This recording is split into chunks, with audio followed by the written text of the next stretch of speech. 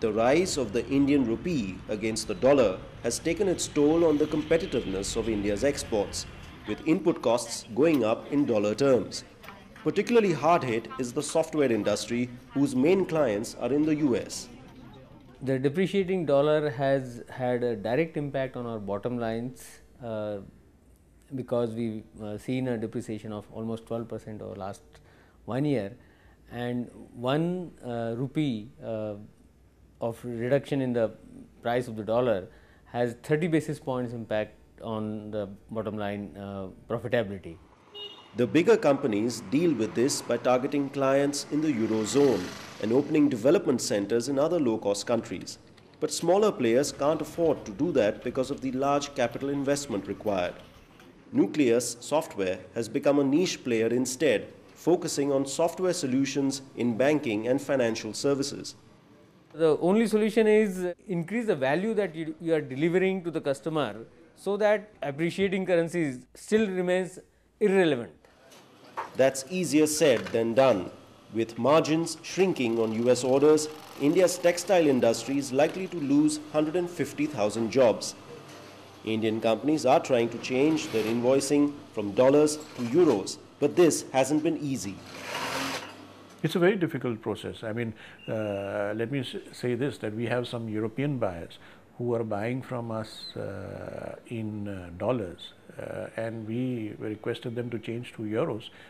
They are not very happy doing that, because ultimately you've got to understand, you know, the Indian government can turn around and say that start supplying in euros, but why would the buyer want to shift the onus of foreign currency risk from the supplier to themselves?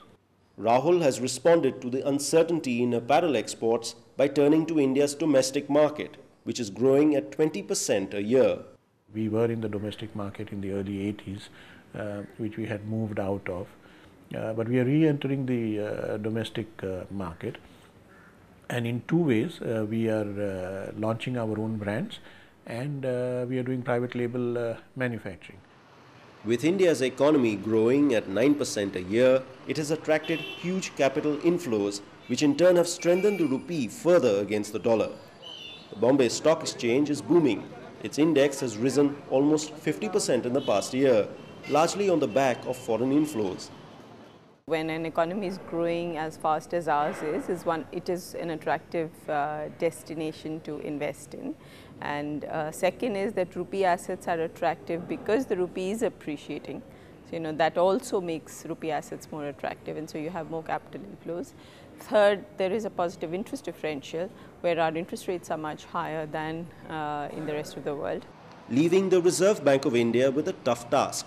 It can control inflation to a degree by buying US currency, but there is a limit to how much it can intervene.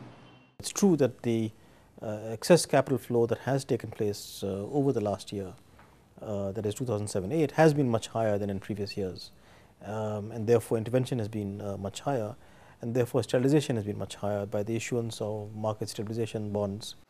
Nevertheless, a weak dollar is good news for Indian importers, who can now buy capital goods cheaper in the world market.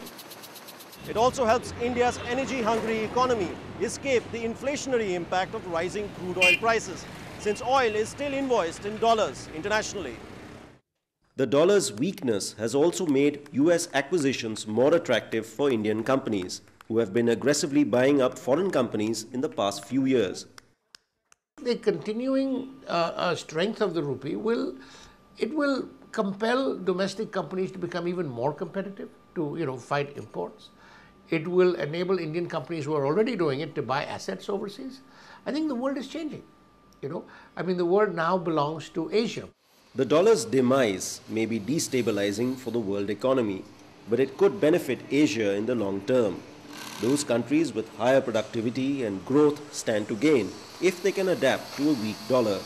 But with no clear successor to the dollar on the horizon, this shift in the global economy has just begun.